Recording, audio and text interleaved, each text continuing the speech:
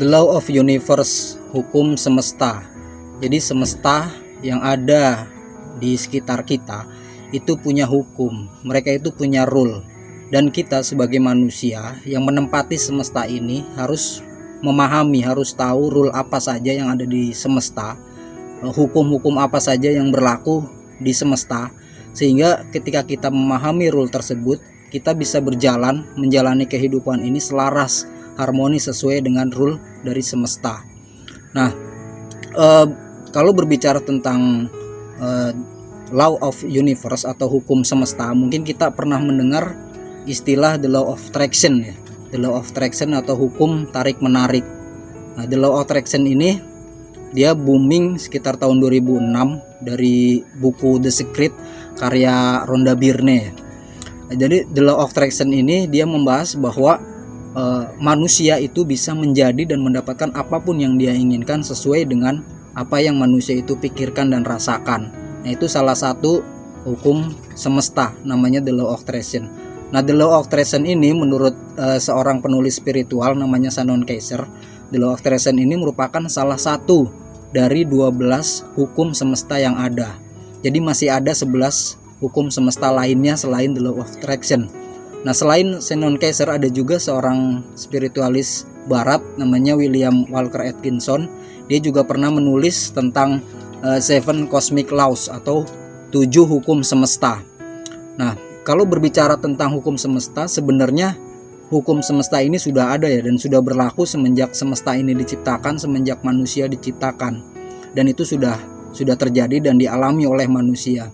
Dan kita bersyukur ada orang-orang yang mau mensistematikakan hukum-hukum semesta tersebut, membahas hukum semesta tersebut sehingga kita bisa lebih paham hukum apa saja yang ada di semesta ini, sehingga manusia bisa menjalani kehidupan, menjalani tindak tanduknya, pikirannya, perasaan ini sesuai dengan rule yang ada di semesta, sehingga manusia bisa selaras, bisa harmonis, bisa mendapatkan makna dan hakikat dari kehidupan yang dia jalani, bisa mendapatkan kehidupan yang harmonis, bahagia, dan sukses. Karena itu penting buat kita untuk memahami rule-rule tersebut.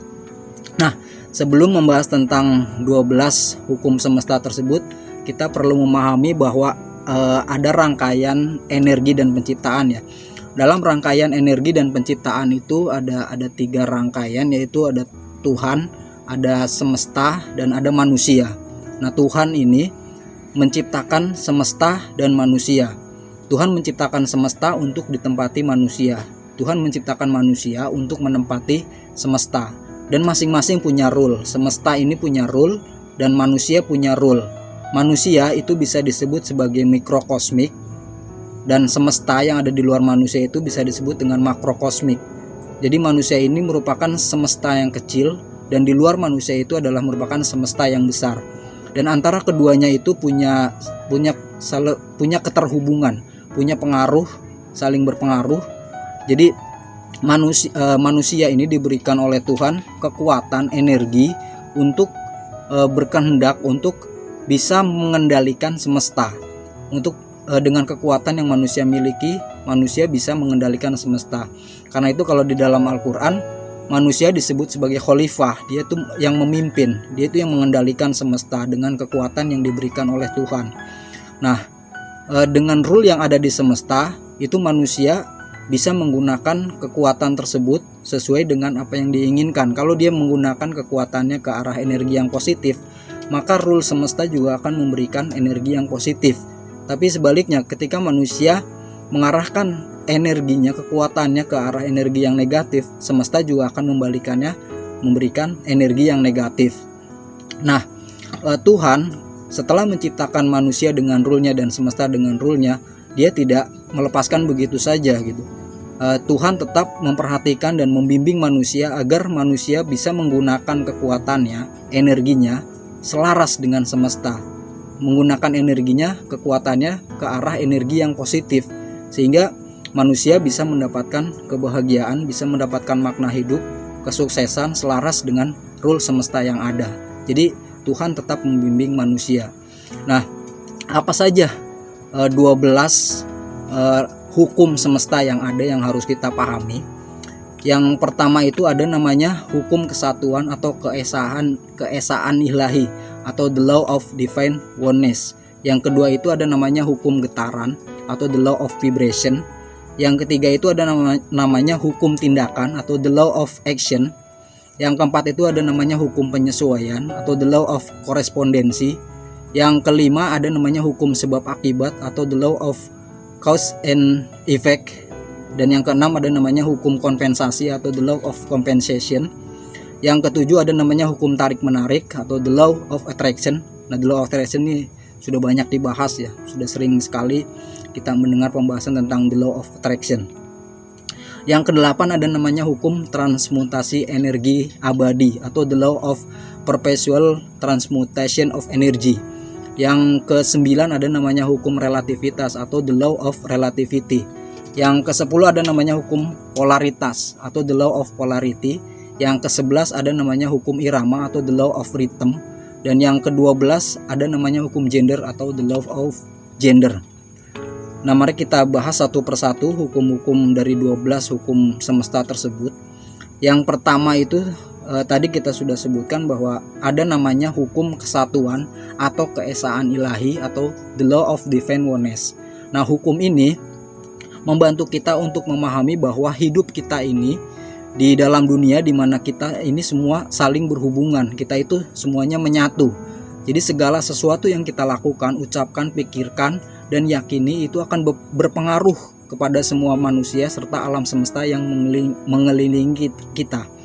Jadi kita ini diciptakan dari yang satu, dari yang esa, dari Tuhan, dan kita tetap terhubung dengan pencipta kita yang esa tersebut. Dan antara ciptaan Tuhan, antara kita dengan manusia kita dan dengan ciptaan yang lainnya juga tetap saling terhubung.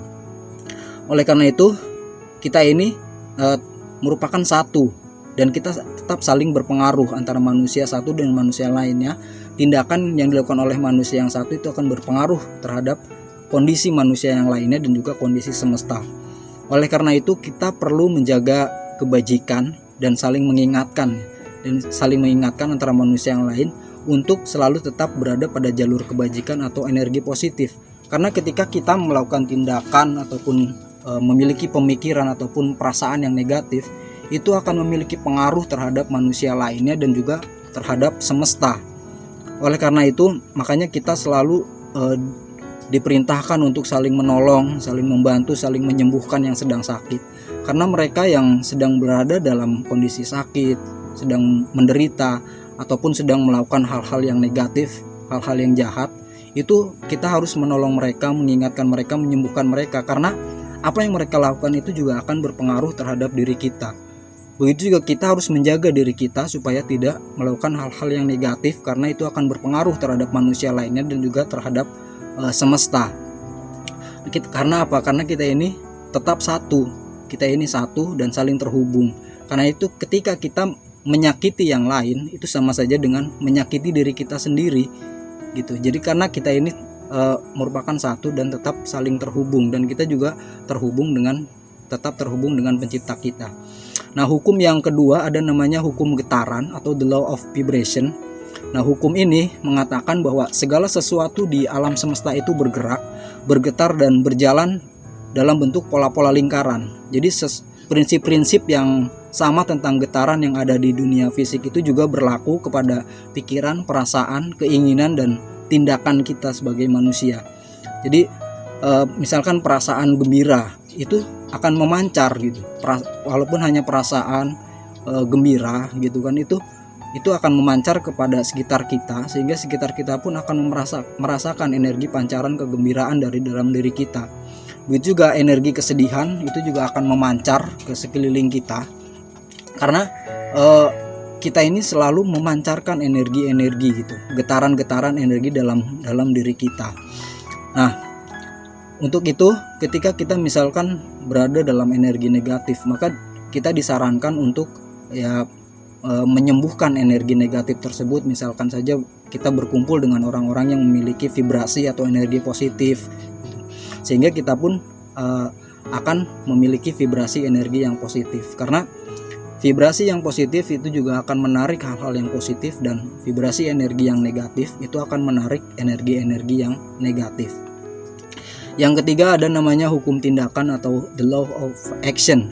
Nah, hukum tindakan atau usaha ini adalah sesuatu yang harus kita terapkan ya. Karena jika kita ingin mewujudkan sesuatu, maka kita harus melakukan tindakan, harus melakukan action. Kita tidak boleh diam. Pikiran-pikiran kita, impian kita, apa yang kita inginkan itu harus kita laksanakan, harus kita ada sebuah tindakan, ada sebuah action untuk mewujudkan apa yang kita inginkan tersebut. Nah, ini berlaku di semesta gitu. Jadi ketika kita diam, maka apapun yang kita inginkan itu akan sulit terwujud. Maka ketika kita menginginkan sesuatu, kita harus bergerak, kita harus bertindak. Nah, itu sudah menjadi hukum semesta. Yang keempat ada namanya hukum penyesuaian atau the law of correspondency. Nah, apa yang terjadi di semesta ini itu selalu berulang ya, termasuk yang kita temui dan jalani setiap hari. Jadi realitas Anda itu adalah cermin dari apa yang Anda pikirkan. Jadi alam semesta ini sekeliling kita itu akan menyesuaikan dengan apa yang ada di pikiran kita, apa yang kita rasakan gitu. Ketika kita memandang sesuatu itu negatif, maka itu akan menjadi sesuatu yang negatif.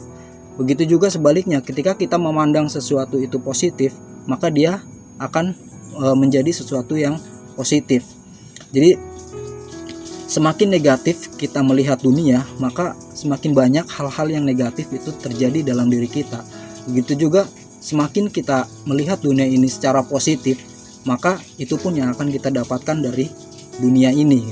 Karena itu disarankan bahwa kita ini harus bisa melihat sisi positif dari setiap fenomena. Jadi pandangan positif itulah yang akan terwujud di alam semesta. Termasuk juga ketika kita memandang diri kita sendiri, kita harus memandang diri kita yang positif gitu, bahwa kita bisa, bahwa kita mampu, kita bahagia, kita bisa mewujudkan impian-impian kita, maka itu pun yang akan terwujud di alam semesta. Tapi sebaliknya, ketika kita memandang diri kita negatif, maka itu pun yang akan terjadi terhadap diri kita. Yang kelima ada namanya hukum sebab akibat. Jadi setiap action atau setiap tindakan itu akan memicu reaction. Ada action, ada reaction. Jadi ini kausalitas, ada sebab akibat. Nah, setiap sebab itu akan melahirkan akibat. Maka wujudkanlah sebab dan engkau akan meraih akibatnya. Jadi kita harus ingat bahwa jika kita memunculkan sebab yang baik, maka kita akan menemukan akibat yang baik, dan begitu juga sebaliknya. Nah, ini berlaku di alam semesta. Karena itu kita harus menjaga sebab-sebab yang negatif gitu, perbuatan-perbuatan yang negatif, karena itu akan berakibat negatif juga buat diri kita dan buat semesta gitu. Ketika semesta negatif, dan itu kembali tadi ke hukum yang pertama, itu hukum kesatuan, keesaan, itu juga akan berpengaruh terhadap diri kita. Karena itu perbanyaklah sebab-sebab yang positif supaya timbal baliknya juga sesuatu yang positif. Yang keenam ada namanya hukum kompensasi atau the law of compensation. Jadi setiap yang kita lakukan ini itu akan diberikan kompensasi. Misalnya kita bekerja di kantor, ada kompensasi gaji. Nah, begitu juga di kehidupan ini, apapun tindakan kita itu ada kompensasinya dari alam semesta. Jadi bahasa sederhananya itu ada istilah menuai apa yang kita tabur. Jadi kita menuai apa yang kita tabur. Ketika kita menanam kebaikan, maka itu pun yang akan kita tuai kebaikan pula gitu. Jadi kebaikan itu akan kembali, meski kadang bukan dari orang yang kita berbuat baik, bisa jadi dari hal yang dari orang lain gitu kan. Nah, yang terpenting buat kita adalah kita selalu berbuat baik terhadap orang, berbuat hal-hal yang positif terhadap orang dengan tulus dengan ikhlas, dengan sadar, dan semesta pun pasti akan memberikan kompensasi kepada kita sesuatu yang positif. Dan begitu pula sebaliknya, ketika kita melakukan hal-hal yang negatif terhadap orang lain, menyakiti orang lain, maka kita pun akan mendapatkan kompensasi yang sama gitu. Kemudian yang ketujuh itu ada namanya hukum tarik-menarik atau the law of attraction. Nah, ini sebenarnya the law of attraction ini sudah banyak sekali dibahas ya.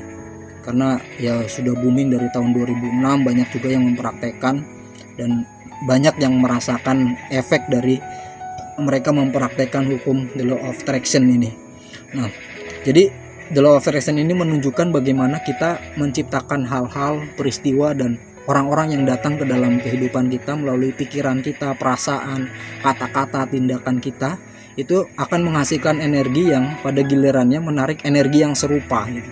Jadi energi negatif itu akan menarik energi negatif, dan energi yang positif juga akan menarik energi yang positif. Begitu simpelnya dalam memahami law ini atau the law of attraction. Yang kedelapan itu ada namanya hukum transmutasi energi abadi atau the law of perpetual transmutation of energy. Nah, segala sesuatu itu berubah ya, selalu berubah, selalu bermutasi gitu energi ini. Jadi semua itu bersifat dinamis di semesta ini, termasuk pikiran kita. Karena pikiran yang negatif itu semakin kita memfokuskan kepada pikiran yang negatif, itu juga akan bermutasi hal-hal yang negatif tersebut. Begitu juga ketika kita mempunyai pikiran yang positif, dia pun akan bermutasi ya seperti amuba lah, dia akan membelah gitu kan, akan membelah dan makin banyak gitu. Kayak contohnya aja misalnya kita punya pikiran yang kreatif gitu, ingin menciptakan sesuatu. Nah, ketika kita menciptakan sesuatu, itu pikiran kita juga akan berkembang, berevolusi untuk menyempurnakan penciptaan tersebut. Nah, ini yang dinamakan dengan transmutasi energi. Karena itu ketika pikiran kita fokus pada hal-hal yang positif, maka dia juga akan semakin membelah dan semakin membesar energi positif tersebut, sehingga hal-hal yang positif itu semakin banyak kita dapatkan gitu. Ya, begitu juga dengan energi yang negatif. Kemudian yang kesembilan ada namanya hukum relativitas atau the law of relativity. Nah, dalam hidup ini itu berlaku namanya hukum relativitas ya. Jadi kita ini tidak akan bisa memahami sesuatu sampai kita hubungkan dengan sesuatu yang lain, baik sifat, nilai, kualitas dari suatu yang diukur dengan menghubungkan dengan yang lainnya. Nah, hukum ini mengajarkan kita untuk membandingkan masalah kita dengan masalah orang lain ke dalam perspektif yang tepat gitu ya. Jadi katakanlah misalnya kita memandang bahwa kita ini sedang dalam keadaan menderita karena miskin gitu. Nah, kita mengatakan kita ini menderita karena kita membandingkan ada yang tidak menderita ya. Coba kita membandingkan dengan yang lebih menderita daripada kita ya. Nah, tentu kita akan menilai itu sebagai kita lebih bahagia daripada orang yang di bawah kita. Nah, kadang kita berpikir orang kaya misalnya lebih bahagia. Dan dalam perspektif hukum relativitas itu sebenarnya masing-masing ya punya masalah. Orang kaya juga punya masalah, orang miskin juga punya masalah. Masing-masing juga punya sesuatu yang tidak dimiliki oleh yang lain gitu. Nah, maka hukum relativitas ini sangat berlaku. Pokoknya intinya apapun kondisi manusia, dia pasti punya masalah, dia pasti punya ujian gitu. Dan setiap manusia dalam kondisi apapun dia pasti punya sesuatu yang membuat dia bahagia, punya suatu anugerah gitu. Nah, hukum relativitas ini akan terjadi ketika kita menghubungkan kondisi kita dengan kondisi yang lain. Ya misalnya contoh simpel, kita bisa menilai diri kita tampan atau cantik, yaitu karena kita membandingkan bahwa ada yang jelek gitu. Kita bisa menilai suatu yang buruk ya karena ada yang baik gitu kan. Nah, seperti itu di semesta ini ada namanya hukum relativitas. Kemudian ada namanya hukum polaritas atau the law of polarity. Nah, hukum ini mengatakan bahwa segala sesuatu dalam hidup ini di semesta ini itu ada pasangannya. Jadi pasangan ini sifatnya saling mengadakan. Nah, kita jangan mengingkari apa yang tidak kita sukai, karena katakanlah misalnya ada buruk, pasti ada baik, ada panas, ada dingin. Jadi jangan mudah melihat sesuatu itu dari satu sisi, dari satu sisi yang buruknya saja, karena mereka itu akan saling berpasangan. Kita bisa melihat itu suatu yang buruk karena ada yang baik gitu. Kita melihat itu suatu yang benar karena ada yang salah. Kita bisa mengatakan ini gelap karena ada terang, ada siang gitu. Kita bisa mengatakan malam karena ada siang. Jadi ya kalau di Al-Quran katakanlah ada misalkan ayat yang mengatakan inna ma'al usri yusra, di balik kesulitan ada kemudahan. Jadi kita harus melihat dari segala sisi. Nah, itu ketika misalkan kita berada dalam kesedihan. Nah, sebenarnya di balik kesedihan itu juga ada kebahagiaan. Nah, di sini dari hukum polaritas ini kita bisa melihat bahwa hal-hal yang negatif misalnya itu juga di sisi lain kita bisa melihatnya dengan hal-hal yang positif. Nah, kita disarankan untuk melihat dari hal-hal yang yang selalu melihat dari hal-hal yang positif. Kemudian yang ke-11 ada namanya hukum irama atau the law of rhythm. Nah, hidup ini itu selalu mengalami siklus, ada siang, ada malam, ada ya pertemuan, ada perpisahan, ada yang datang dan ada yang pergi. Itu ada pasang, ada surut, ya ada awal, ada akhir, ya begitulah ritmenya kehidupan itu. Kadang kita ada masanya mengalami good time, juga ada masanya kita mengalami bad time, ada masanya kita mengalami kesedihan, dan ada masanya kita mengalami kebahagiaan gitu. Jadi perubahan ini sifatnya selalu continue dan semuanya pasti akan berlalu. Ya begitu juga saat hidup kita misalnya terpuruk, berada di bawah, itu juga pasti akan berlalu. Ya ibaratnya kalau orang bilang roda ini terus berputar, yang di atas nanti di bawah, yang di bawah nanti dia akan di atas. Jadi istilahnya ya sebagaimana kebahagiaan itu nggak ada yang sempurna, ya begitu juga dengan kesedihan dan penderitaan gitu. Jadi nggak ada yang selamanya gitu. Ketika kita berada dalam kondisi bahagia, ya kita bersyukur, karena kebahagiaan yang kita rasakan juga tidak akan lama, nanti akan datang kesedihan. Begitu juga dengan kesedihan, ini pasti akan berlalu, dia akan datang juga kebahagiaan gitu.